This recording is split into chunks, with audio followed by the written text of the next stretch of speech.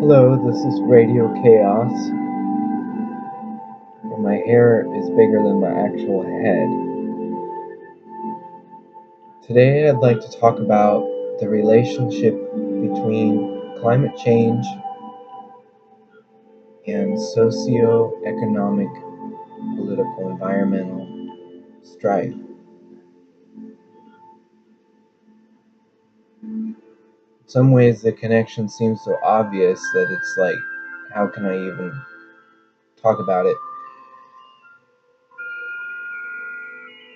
But the correlation between increased desertification and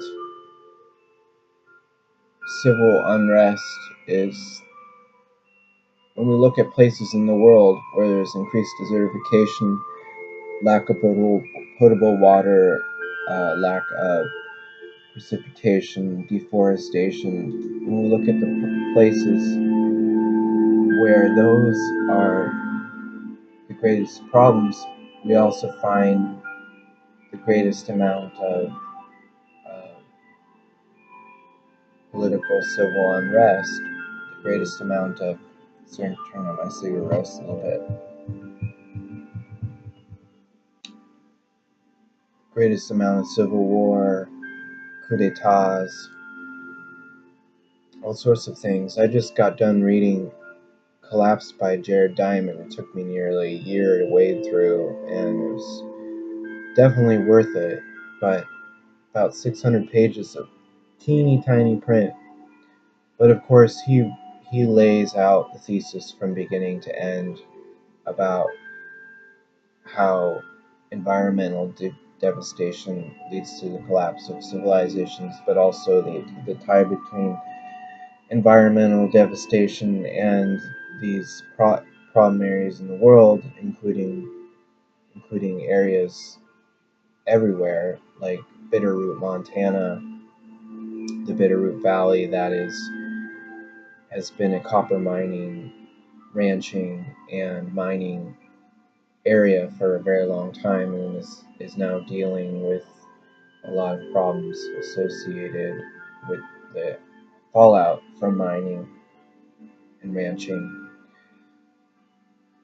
But a couple years ago, I saw a bumper sticker that said "Trees are the answer," and I think that's my favorite bumper sticker, next to "Practice random acts of kindness and senseless acts of beauty."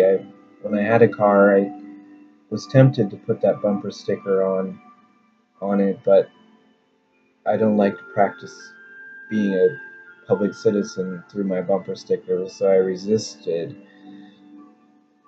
Trees are really the answer, and it's just as simple as that. Reforesting areas that have been deforested, areas that have been eroded due to unsustainable agricultural practice, due to free range of animals that have eaten everything down to nothing and torn away vegetation from the land. Really, the answer is planting more trees. And, well, you might say, well, how do you plant trees in a desert? How do you grow things where there is no water? Well, there's lots of ways, and a lot of ways that I don't even know of, but one of the first things that comes to mind is an engineer in Tibet has found out a way to create artificial glaciers. And it's actually very simple how he does it. He's way up in the mountains in Tibet, and he collects the melting snow water from glaciers up above in the spring, sends it down a pipe, and has it shoot out through gravity's force into kind of sprinkler. The air is still cold in the spring, so this becomes this huge glacier that becomes so big by its own mass, it slowly melts throughout the whole summer until the snow starts again, and so there's a supply of water through this whole area, and he's managed to create oases in the Himalayas. I'll post a link to this project to look for it again, but that's just one example of how areas can be reclaimed.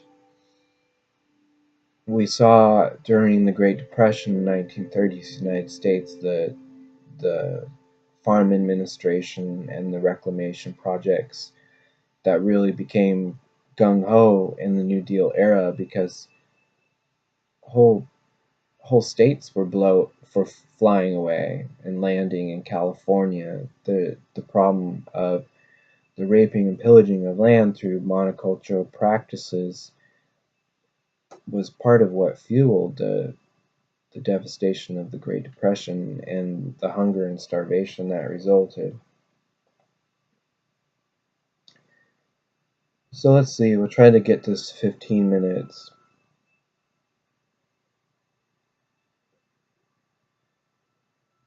One of the practices of permaculture is to, or biodynamic agriculture as I prefer to call it, because permaculture is a bit of a branding term now, kind of like gluten-free or organic. But biodynamic agriculture says to store water high and allow it to flow to lower places, so you store water. And there's also things like trees planted on crests of hills actually catch and wick precipitation out of the air and create microclimates. You see this a lot in the interior of Washington State, where there's apple orchards. You'll see these long mesas with poplar trees, and behind them are the orchards. It keeps off freezing, creates microclimate, keeps from frostbitten the apple trees, and also wicks down water that's flowing through the sky that may be invisible to the naked eye. So there's another thing that can be done in arid places. The interior of Washington State and the eastern part of Washington State is essentially a desert.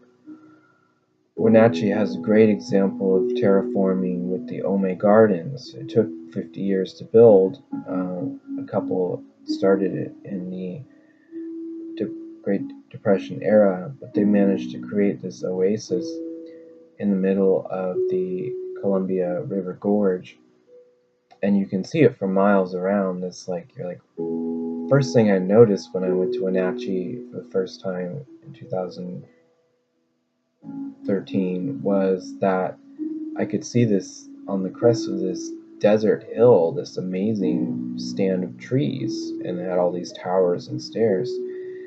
And it turned out that's the Ohme Gardens, one of the foremost gardens in the country, and is now, people can visit it. But it's also a great example of how a little bit of effort over a long period of time can reclaim an area.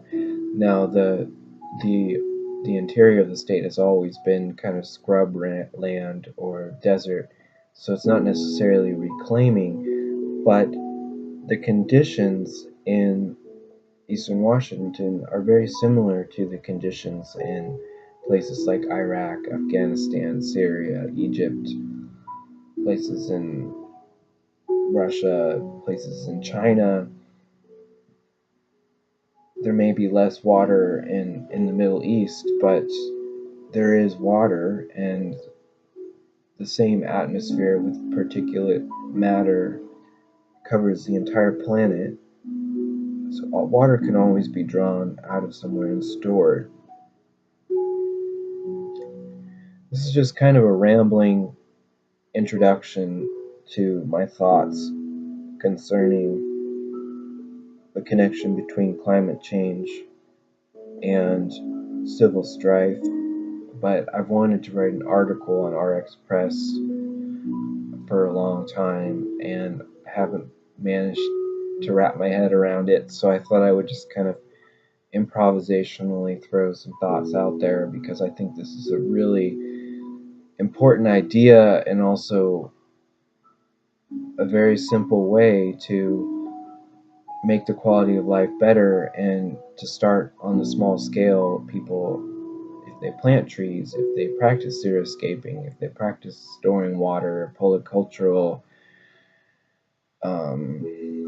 agriculture, they can start to create sort of oases in their green spaces in their own backyard that would then stretch and show examples to greater communities, and sort of build this big garden.